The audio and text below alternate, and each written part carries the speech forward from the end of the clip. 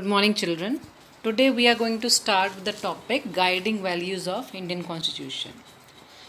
So, before we understand the Indian Constitution properly, we have to understand its overall philosophy. Okay? कि different subjects पे क्या इसके provisions हैं, ठीक है. और अब ये फिलॉसफी जो कॉन्स्टिट्यूशन की, how we can understand it, we can understand it by knowing the views of some prominent leaders about our constitution as well as a preamble to our constitution. ठीक है, जो हमारे different leaders हैं उनके क्या views हैं हमारे constitution के बारे में. ठीक है, तो उतना ही important है कि constitution अपनी philosophy के बारे में क्या कहता है, ये भी उतना ही important है. So this is what about the preamble of the constitution does. जो हमारे preamble में है वो constitution, उसमें मतलब क्या करना है कॉन्स्टिट्यूशन, वो हमारा प्रियम्बल में बताया जाता है. अब पहले पढ़ लेते हैं हम ड्रीम एंड द प्रॉमिस. ठीक है, so the views of Mahatma Gandhi और मतलब भीमराव अम्बेडकर, आप कह सकते हो भीमराव अम्बेडकर एंड जवाहरलाल नेहरू, उनके क्या व्यूज़ थे इन तीनों के, वो हम इस चैप्टर में पढ़ेंगे. आगे चलते हैं. So these are the views regarding Mahatma Gandhi. तो Mahatma Gandhi actually he was not the part of the constitution, means he was not the member of a constituent assembly. ठीक है, but still चाहे वो member थे या नहीं थे, फिर भी बहुत सारे लोग उनकी विजन्स को फॉलो करते थे. और 1931 में he had expressed himself in his magazine young India. एक यंग इंडिया उनकी मैगज़ीन थी 1931 में, उसमें उन्होंने अपने आप को एक्सप्रेस किया. ठीक है, यंग इंडिया में. तो उस ऐसा कॉन्स्टिट्यूशन चाहते थे that provides an effective voice to the poor and underprivileged. जिनकी जो पुअर्स और अंडर प्रिविलेज्ड जो लोग थे उनके लिए काफ़ी कुछ काम करे, इस तरह से उनके बारे में कहे कुछ. ठीक है, उनके ऊपर असर करे. तो इस तरह का कॉन्स्टिट्यूशन वो चाहते थे.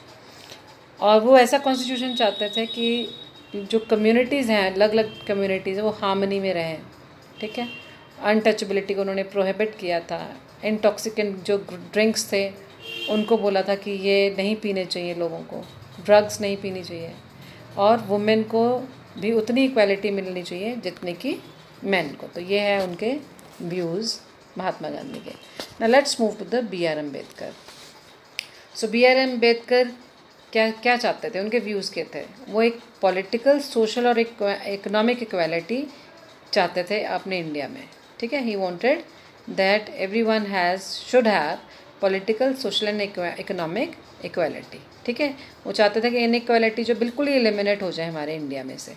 ठीक है, और इसीलिए उनको फादर ऑफ इंडियन कॉन्स्टिट्यूशन भी बोला जाता है. क्यों बोला जाता है फादर ऑफ इंडियन कॉन्स्टिट्यूशन? क्योंकि उन्होंने हमारा जो है कॉन्स्टिट्यूशन के फ्रेम करने में बहुत मेहनत करी and he was the chairperson of our Indian constitution. और अब B.R. अम्बेडकर को एक डर था, उनको लगता था कि अगर हम इक्वालिटी को डिनाई करेंगे, ठीक है, और इन social and economic life for लंबे टाइम के लिए अगर हम डिनाई करेंगे इक्वालिटी को, तो हमारी डेमोक्रेसी जो है डेंजर में जा सकती है. ठीक है, तो ये उनके इस तरह के कुछ व्यूज़ हुआ करते थे. फिर आते हैं आपके जवाहरलाल नेहरू के views. Let's see what he says. तो जवाहरलाल नेहरू जो थे, he wanted equality of opportunity to all, कि सबको इक्वल अपॉर्चुनिटीज़ मिलनी चाहिए. ठीक है, क्यों मिलनी चाहिए इक्वल अपॉर्चुनिटीज़? ताकि जो पॉवर्टी है वो ख़त्म हो जाए. ठीक है, और इग्नोरेंस, जो एक दूसरे को इग्नोर करते हैं, वो जो इस तरह की इग्नोरेंस की जो है चीज़ें, ये ख़त्म हो जाए. ठीक है, और डिजीज़ कंट्रोल कर सकें. और वो चाहते थे जितने भी रिस्पॉन्सिबल पर्सन हैं वो अपने आप को मतलब इतना डेडिकेट करें कि अपनी जो है सोसाइटी में पूरा अपना पूर्ण जैसे डेडिकेट करके अपनी सोसाइटी में सर्विस दें, अपना मतलब पूरा काम सोसाइटी में दें. ठीक है, तो इससे पहले कि हम और आगे बढ़ते हैं, let's read about these people those who are there in our book, जिनके बारे में हमें साइड में लिखा गया है. So let's read about Baldev Singh. Haryana में बॉर्न थे। ये बहुत, I think we have read it earlier also.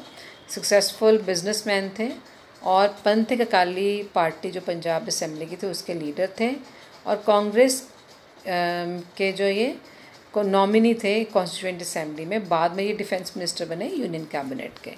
उसके बाद हम पढ़ते हैं अब नेक्स्ट जो हमारे लोग हैं, पंडित जवाहरलाल नेहरू के बारे में पढ़ते हैं। ठीक है, जवाहरलाल नेहरू जो है 1889 से 1964 का टाइम पीरियड है इनका। उत्तर प्रदेश में बॉर्न हुए थे और इंटरिम गवर्नमेंट के ये प्राइम मिनिस्टर बने थे। लॉयर थे, कांग्रेस लीडर थे, एडवोकेट ऑफ सोशलिज्म। ठीक है, सोशलिज्म को एडवोकेट करते थे, डेमोक्रेसी को एडवोकेट करते थे, और एंटी एम्पीरियलिज्म थे। एम्पीरियलिज्म मीन्स जो पावरफुल है उनको जो है अनपावरफुल लोगों के ऊपर उनका अधिकार होना। ठीक है, उनके अगेंस्ट थे, और ये first prime minister of India बने।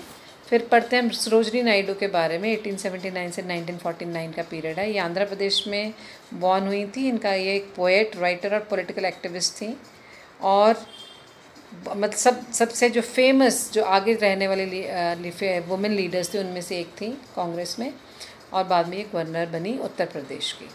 सोमनाथ लहरी जो थे वो 1901 से 1984 का टाइम पीरियड है। उनका वेस्ट बंगाल में उनका बर्थ हुआ। वो एक राइटर और एडिटर थे, और कम्युनिस्ट पार्टी जो इंडिया की थी उनके लीडर थे। बाद में वो वेस्ट बंगाल में मेंबर बने लेजिस्लेटिव असेंबली के। Okay, now the next topic is philosophy of constitution. So under your philosophy of constitution इसमें हम पढ़ेंगे कि जो वैल्यूज़ जिसने फ्रीडम स्ट्रगल को फॉर्म करने के लिए इंस्पायर किया है, गाइड किया है, ठीक है, उसी ने ही हमारी जो है इंडिया की डेमोक्रेसी की फाउंडेशन फॉर्म की है। और ये जो वैल्यूज़ हैं शॉर्ट स्टेटमेंट में क्या इंक्लूड करती हैं, ये हमारे बेसिक वैल्यूज़ जिनको हम बोलते हैं preamble to the Indian constitution. तो ये वैल्यूज़ हमारे सारे जो है preamble of the Indian constitution में दी गई हैं। ठीक है, और ये they guide all the articles of the Indian constitution. जितने भी आर्टिकल्स हैं ना बेटा इंडियन कॉन्स्टिट्यूशन के, वो उसके बारे में गाइड करता है। ठीक है, फिलॉसफी कॉन्स्टिट्यूशन जो है हमें गाइड करता है। और ये किससे इंस्पायर हुआ था? अमेरिकन मॉडल ऑफ कॉन्स्टिट्यूशन से।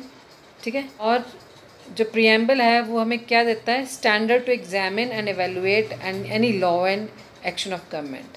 ठीक है, तो प्रीएम्बल हमें एक स्टैंडर्ड दे देता है जिससे कि हम एग्जामिन कर सके और एवेलुएट कर सके कोई भी लॉ जो हमारी गवर्नमेंट को अगर कुछ भी करना है तो उस लॉ को, उस एक्शन को एग्जामिन करने के एवेलुएट करने में हेल्प करता है। ठीक है, तो ये हम बताता है गवर्नमेंट को कि वो सही कर रहे हैं, है ना, गवर्नमेंट सही कर रही है, अच्छा कर रही है, बुरा कर रही है। ठीक है, तो आप इस तरह से कह सकते हो जो फिलॉसफी ऑफ कॉन्स्टिट्यूशन है या प्रीएम्बल जो है वो हमारे इंडियन कॉन्स्टिट्यूशन का सोल है। ठीक है, तो ये वी द पीपल, ये यूनाइटेड स्टेट का प्रीएम्बल है, ये साउथ अफ्रीका का प्रीएम्बल है। ठीक है, अब हम चलते हैं अपने इंडिया के प्रीएम्बल में। Here is your preamble. तो हमारा जो प्रीएम्बल है वो कॉन्स्टिट्यूशन में एक पोएम की तरह है, डेमोक्रेसी के ऊपर एक पोएम लिखी हुई है, इस तरह से है। और ये वो फिलॉसफी कंटेन करता है जिसके ऊपर हमारा पूरा कॉन्स्टिट्यूशन जिसके हिसाब से हमारा बना हुआ है। ठीक है, अब ये कॉन्स्टिट्यूशन क्या कहता है कि we the people of India having solemnly resolved to constitute India into a sovereign socialist secular and democratic republic, कि हम जो भारत के वासी हैं हम ये मतलब रिजॉल्व करते हैं, ये इस चीज़ का दृढ़ निश्चय करते हैं कि हमारा जो इंडिया है एक सोवरेन सोशलिस्ट सेक्युलर और डेमोक्रेटिक रिपब्लिक बनेगा। और हम अपने सारे सिटीजन्स को क्या सिक्योर करेंगे, क्या देंगे? जस्टिस देंगे, वो चाहे सोशली हो, चाहे इकोनॉमिकली हो या पॉलिटिकली हो। लिबर्टी देंगे उनके थॉट्स की, उनके एक्सप्रेशंस की, उनके बिलीफ की, उनकी फेथ की और उनकी वर्शिप की। इक्वालिटी देंगे उनके स्टेटस की और उनकी अपॉर्चुनिटी की। And to promote among them all. ठीक है, और वो इक्वालिटी सबको प्रमोट की जाएगी। फ्रेटर्निटी हम देंगे कि श्योर करेंगे कि सब इंडिविजुअल जो हैं उनकी डिग्निटी बरकरार रहे, सब यूनिटी से रहें, आपस में मिलजुल के रहें, लाइक ब्रदरहुड से रहें। हमारी जो कॉन्स्टिट्यूएंट असेंबली है वो 26 डे ऑफ नवंबर 1949 उन्होंने अडॉप्ट किया, एनेक्ट किया और अपने आप को हमने कॉन्स्टिट्यूशन दे लिया। सो ये हमारा इसमें 26 डे ऑफ नवंबर 1949 का वो आपका हो गया। अब कौन सी इम्पोर्टेंट टर्म्स हैं जो हमारे इसमें यूज़ करी गई हैं वो हम ये साइड से पढ़ लेते हैं। सो ये we the people of India, हम इस देश के वासी। तो the constitution has been drawn up and enacted by the people of India through their representatives.